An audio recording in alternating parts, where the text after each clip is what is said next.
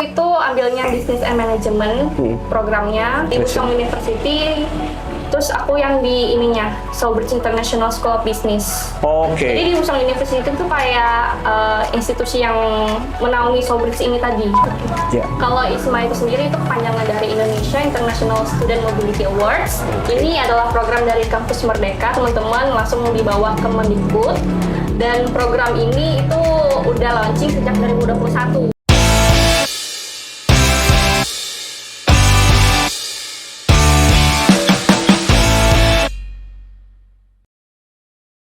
Jadi di podcast kali ini kita kedatangan tamu yang spesial gitu, dan ini ada di sebelah ini ya, langsung masuk in frame aja karena kameranya cuma 2 gitu. Jadi di podcast ini namanya pulang kuliah, jadi sehabis kuliah gitu. Jadi ini adalah obrolan-obrolan di mana kita akan membahas seputar perkuliahan, seputar prestasi-prestasi mahasiswa yang ada di mana saja gitu ya. Dan kali ini kita udah kedatangan tamu ya di sebelah ini. Dia adalah seorang yang sangat luar biasa, baru-baru ini baru pulang dari negeri Korea ya. Negeri apa ya kalau negeri? Ya. Oh ya, negeri ginseng ya. Itu dia tadi maksud saya itu ya. Ya, pokoknya gitu. Nah, terus kemudian di sebelah saya ini adalah salah satu penerima apa ya bisa dibilang beasiswa? Awardee ISMA ya, yang dimana dia pergi ke Korea itu dengan gratis guys. Nah, kita pengen tahu ya, gimana sih caranya atau gimana sih kok bisa dia mendapatkan awardee itu. Dan ya, kita langsung aja kita akan ngobrol bersama-sama dengan Firly. Nah, ya, bisa perkenalan dulu namanya. Halo semuanya, kenalin nama aku Firly Amelia Ika. Biasa disapa Firly atau Ika, aku dari Despar angkatan 2020. Oke, ya dari Despar 2020 ya. Despar itu apa? Mereka nggak tahu. Destinasi pariwisata, interdisiplin di UKSW. Gitu. Destinasi pariwisata ya. Ya, jadi kenapa bisa menghadirkan Firly ya buat teman-teman yang belum tahu. Dulu juga saya mengambil D4 destinasi pariwisata dan akhirnya Firly bisa dapat itu karena itu juga ISMA dari vokasi ya. Iya. Oke. Nah, kita ke pertanyaan pertama dulu deh. Kenapa Firly itu kuliah di destinasi pariwisata? Kenapa pilih destinasi pariwisata sebagai jurusan? Kalau dari aku sendiri kan dulu emang waktu di SMP sama SMA itu sering ikut kegiatan event-event yang berhubungan sama dinas pariwisata. Jadi ada lomba atau ada festival, kayak gitu biasa diajak sama guru-guru di bawah bimbingan dinas pariwisata. Kayak gitu. Oh, begitu. Nah, akhirnya dari itu semakin tertarik dengan dunia pariwisata. Terus pas mau lulus SMA, itu kan lagi fase bingung-bingungnya nih, mau jurusan apa, kuliah. Terus akhirnya cari-cari nih sektor-sektor di Indonesia yang kira-kira berpeluang atau berpotensi gitu loh untuk di masa mendatang. Terus lihat sektor pariwisata ini sebagai salah satu sektor yang pendapatannya membantu untuk pendapatan Indonesia kayak gitu. Terus akhirnya ya udah coba aja mau cari jurusan pariwisata yang ada, dan akhirnya milih di UKSW destinasi pariwisata kayak gitu. Berarti dari SMA udah merencanakan itu? Iya. Mau masuk pariwisata, wih keren ya berarti ya. Hobinya jalan-jalan? Punya hobi apa? Jalan-jalan juga hobi sih ya. Oh ya, hobinya jalan-jalan. Wah, menarik ya guys ya. Mungkin buat teman-teman yang nonton ini mungkin masih kurang awam ya dengan jurusan destinasi pariwisata. Kalau destinasi pariwisata mungkin banyak yang pikir perhotelan. Iya atau enggak? Iya benar. Iya enggak? Padahal sebenarnya gimana? Perhotelan bukan? Enggak. Ya, beda banget. Soalnya kalau destinasi pariwisata kan kita lebih belajar tentang pengelolaan, pengembangan, dan juga pemasaran destinasi gitu. Nah, itu ya teman-teman. Jadi jangan salah sangka ya kalau misalnya bilang ada dengar kata jurusan pariwisata kuliah langsung mengkaitkannya dengan perhotelan, kemudian masak-masak ya. Ya itu memang termasuk pariwisata ya, tapi tapi kalau yang destinasi pariwisata ini lebih belajar tentang manajemen, pembangunan perencanaan gitu ya. Oke, next Firly. Kalau kamu sendiri mungkin tanya-tanya dulu ya soal pribadi ya. Kamu dari tadi bilang dari Kalimantan Tengah gitu ya. Itu jauh banget loh. Dari Salatiga. Kenapa bisa nyasar akhirnya milih Salatiga dan UKSW itu akhirnya? Oke, awalnya sebenarnya aku nggak tahu Salatiga itu di mana. Oke, menarik ini gimana? Terus kenapa bisa milih akhirnya? Sebenarnya sebelum masuk UKSW itu kan coba-coba yang SNPTN dulu, namanya sempet coba. Oke. Terus SBM tapi nggak lolos. Oke, ya. Cari-cari lagi univ-univ lain yang kira-kira ada jurusan pariwisatanya apa aja. Oke. Terus akhirnya nemu nih ada opsi di Salatiga. Terus cari tahu Salatiga itu di mana? Oh ternyata di Jawa Tengah. Dan kebetulan ternyata di Jawa Tengah di Salatiga itu juga ada sepupu aku yang kuliah. Yang kuliah di Salatiga juga? Iya. Oke. Tapi udah lulus. Oke, iya. Akhirnya milih di Salatiga. Oh gitu ya. Oke, Firly, thank you buat penjelasannya. Jadi itu teman-teman, tadi Firly udah menjelaskan gimana dia bisa akhirnya terdampar ya. Bukan terdampar lah, akhirnya ya memilih ini gitu ya. Oke, kita langsung masuk aja nih buat teman-teman pasti penasaran kan IISMA itu ya. Mungkin kamu bisa jelaskan sedikit tentang program IISMA Vokasi ini program apa sih dan dari mana gitu. Ya. Kalau IISMA itu sendiri itu kepanjangan dari Indonesia International Student Mobility Awards. Ini adalah program dari kampus Merdeka, teman-teman, langsung di bawah Kemendikbud. Dan program ini itu udah launching sejak 2021. Dan di tahun 2021 itu untuk jalur yang sarjana atau S1. Berarti belum ada vokasi. Vokasi yang D4 ya? Oke. Dan udah ada vokasi itu baru tahun lalu, yaitu di tahun 2022, di mana aku baru pertama ikut langsung program itu. Gitu. Dari mana kamu pertama kali tahu IISMA dan kenapa kamu memutuskan pilih itu? Ada nggak itu cerita di balik itu? Kalau cerita sendiri itu berawal dari waktu EMB ngelihat ada kakak tingkat nih yang lolos seleksi IISMA tahun 2021. Dan di acara resmi itu diberitahukan mereka perginya kemana, ada yang ke Eropa dan juga ada yang ke Amerika. Terus akhirnya tertarik cari infonya tentang program tersebut. Dan awalnya melihat excited banget, tapi ternyata syaratnya harus S1 atau sarjana. Akhirnya pupus harapan, terus kayak ya udahlah nggak jadi, akhirnya nggak cari tahu lagi. Iya gitu. Tapi 2022 seneng banget ya, ada teman yang kabarin kalau ada dibuka untuk jalur vokasi. Terus cari-cari tahu kan, follow IG-nya, terus lihat websitenya. Akhirnya coba-cobalah daftar gitu. Terus sambil tanya-tanya teman yang udah coba ini yang seleksi sebelumnya, yang sarjana tadi gitu. Oke, siap.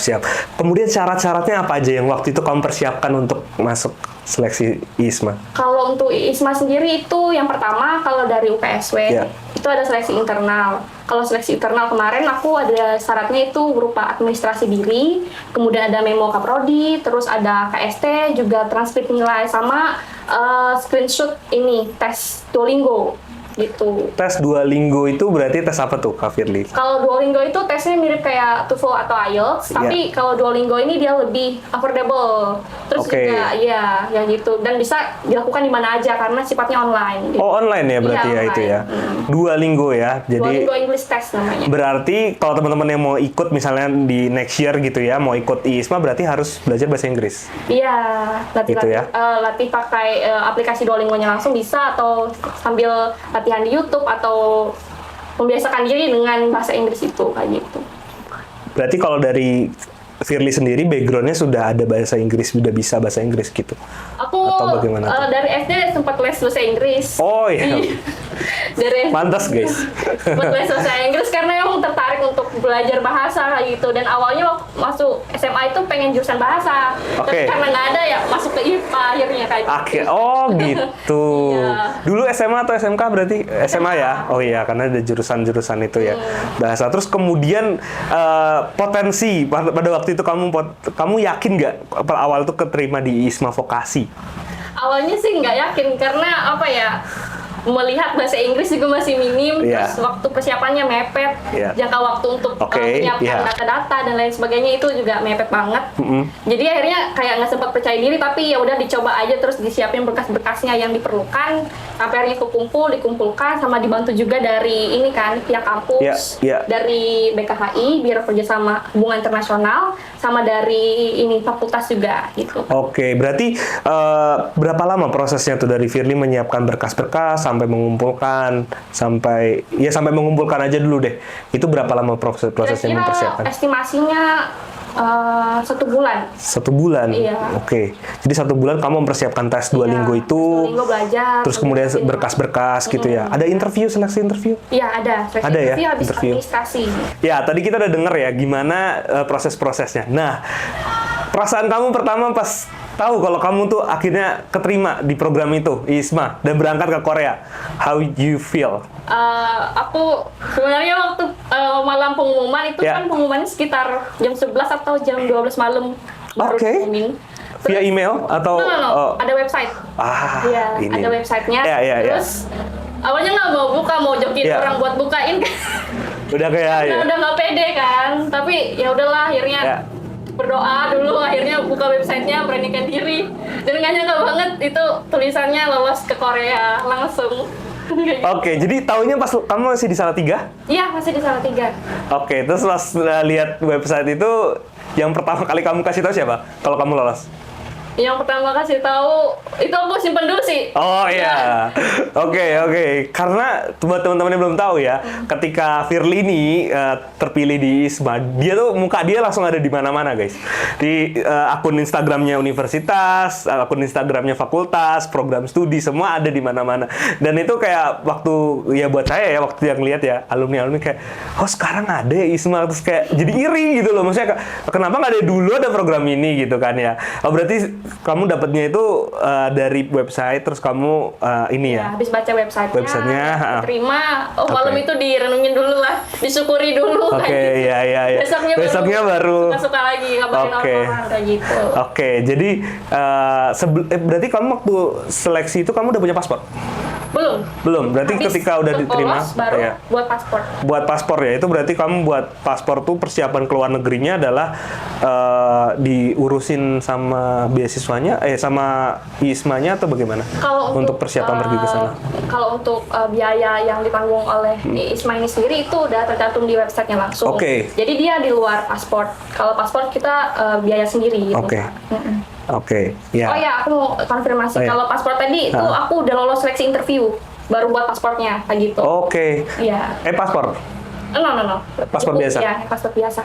Yang ada chipnya? Enggak? Nggak tahu ya, nggak ada lihat. Oh iya, soalnya kan ada paspor sama paspor biasa kan. Iya. Kamu bikin di Solo, di Semarang. Di Semarang. Iya. Semarang. Oh iya, harusnya Semarang deh. Paspor. Oke, jadi persiapan itu udah kamu lakukan dari setelah ini ya, setelah wawancara bikin paspor gitu ya. Setelah ini kan akan diumumin kalau wawancara kan udah semakin iya, udah. Ya udah yakin lah di atas 50% kemungkinan masuknya kan berarti. Oke, berarti kayak gitu. Terus kemudian waktu di Korea kamu masuk di universitas mana itu di Korea? Kalau di Korea aku itu ambilnya Business and Management programnya. Ya. Terus majornya itu Business Administration. Business Iya, di Administration. Busong University. Terus aku yang di ininya Soulbridge International School of Business. Oke. Jadi di Busong University itu kayak institusi yang menaungi Soulbridge ini tadi. Oke, iya. Berarti di dalam apa namanya itu international university ya berarti ya? Iya, Berarti ada international students juga yang belajar di sana ya. Jadi nggak cuma dari Korea, tapi dari abroad country ya. Oke, berarti kenapa kamu pilih jurusan manajemen bisnis itu tadi? Awalnya aku tuh mau ambil jurusan yang pariwisata, Kak. Iya. Tapi gitu. aku melihat kalau yang pariwisatanya itu condong ke prospek kehotelan. Oh, yang ada di sana ya. Oke. Belajar tentang hospitality, culinary kayak gitu. Terus kan kalau destinasi pariwisata langsung ke situ kan beda jauh ya yang Iya, nanti ya pasti. Makanya, Jadi kamu mencari yang sebisa mungkin berhubungan ya dengan pariwisata. Tetap beririsan dengan pariwisata dan bisa support ini major aku. Oh iya. Destinasi pariwisata jadi ambil business and management. Iya, karena destinasi pariwisata itu salah satu cabangnya itu adalah kan pemasaran promosi ya. Iya, benar. Ya kan juga di dalamnya ada juga manajemen pariwisata dan segala macam. Ya berarti kamu alasan itu ya. Jadi kamu belajar di sana ya. Dalam waktu itu kamu berangkat dari Indonesia ada temannya berapa orang kira? Kalau yang dari Indonesia yang lolos ke Busong University itu sekitar 16-an orang kalau nggak salah. 16-an orang, oke. Itu kami yang berangkat ke sana kayak gitu dari Indonesia sama-sama. Jadi kumpulnya dari berbagai pulau, ada yang dari Sumatera, ada yang dari Kalimantan, ada yang dari Jawa kayak gitu. Meeting point-nya di mana itu berarti? Langsung ke Jakarta. Oh, meeting point di Jakarta ya berarti. Sehari sebelum flight ke Jakarta dulu. Terus baru kita ketemu semuanya langsung di bandara kayak gitu. makin pengen kan. Jadi nanti di sela-sela podcast ini kita tampilin gimana tadi ada apa namanya foto-foto dia nanti di Korea atau seperti apa. Dan berapa bulan kamu di sana di Korea? Kurang lebih 4 bulan. Kurang lebih 4 bulan. Iya. Apa yang membuat ada nggak culture shock tadi ya? Kita tadi sebelum ini kita ada pembicaraan tentang itu dan coba kamu jelasin lagi, mungkin ada beberapa culture shock yang kamu rasakan kok beda sih di Indonesia sama di Korea sana gitu. Pastinya beda banget ya dari segi budaya, bahasa dan lain sebagainya. Dan pertama adaptasi untuk ke sana kan kalau Korea tuh terkenal sama teknologinya kan. Mereka di sana udah lebih maju ya. Teknologi. Apa berurusan dengan teknologi. Nah, mungkin hal pertama adaptasinya dengan hal itu kayak gitu. Di kampus juga segala sesuatunya kita mau ngeprint, mau copy semuanya pakai mesin kayak gitu. Jadi apalagi kan kalau di luar dari kampus yang internasional tadi itu kan ada yang pakai bahasa Korea, jadi agak sulitnya di situ. Jadi kalau nggak ada harus belajar ya. Sulitnya itu language barrier-nya tadi. Language barrier-nya itu yang memaksa kadang ada ini ya, kamu agak kagok ya di situ ya.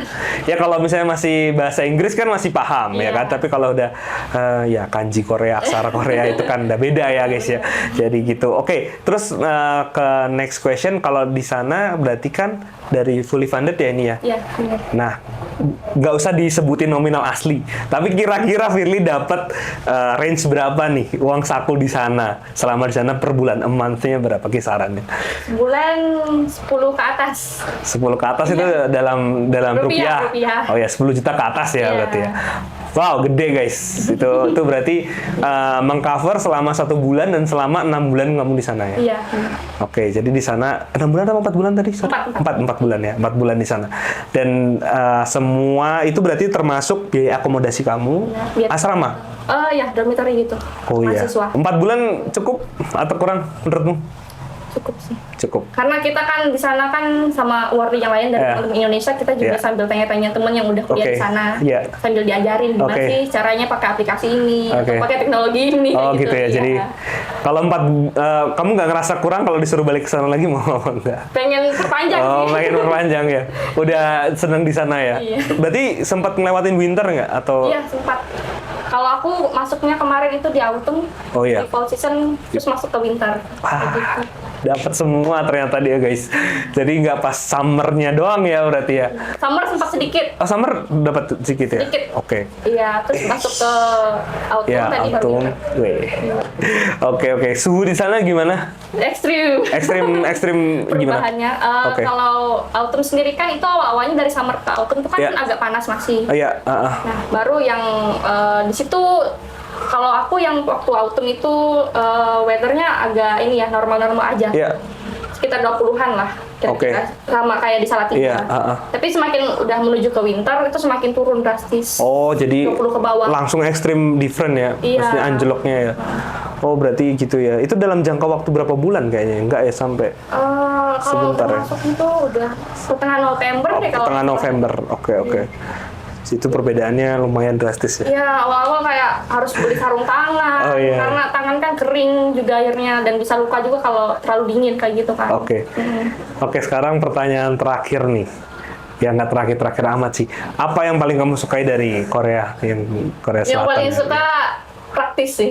Apa-apa praktis, karena mereka memanfaatkan teknologi tadi kan, jadi lebih memudahkan kita untuk melakukan sesuatu kayak gitu, membantu kehidupan kita di sana gitu. Oke. Nah, ini udah sebagai penutup ya teman-teman ya. Mungkin Firly bisa kasih terakhir tips buat teman-teman yang mau belajar keluar gitu kan. Ini membuktikan bahwa teman-teman kalau misalnya mau ke Korea atau ke negara manapun ya, teman-teman nggak harus bisa belajar bahasa langsung ke negara tersebut ya kan. Tapi yang penting teman-teman tahu Inggris ya, bahasa Inggris, terus kemudian teman-teman manfaatkan kesempatan yang ada ya kan. Ya, coba Firly bisa mungkin kasih tips buat teman-teman yang mau nih, yang lagi kuliah di Indo tapi mau cari tadi pengalaman belajar di luar, gimana? Kalau dari aku sendiri, bagi teman-teman yang emang tertarik untuk program ISMA sendiri, teman-teman bisa langsung cek websitenya juga, stalking tentang Instagramnya, lihat gimana aktivitas tentang ISMA ini sendiri, terus perkuat bahasa Inggris teman-teman juga.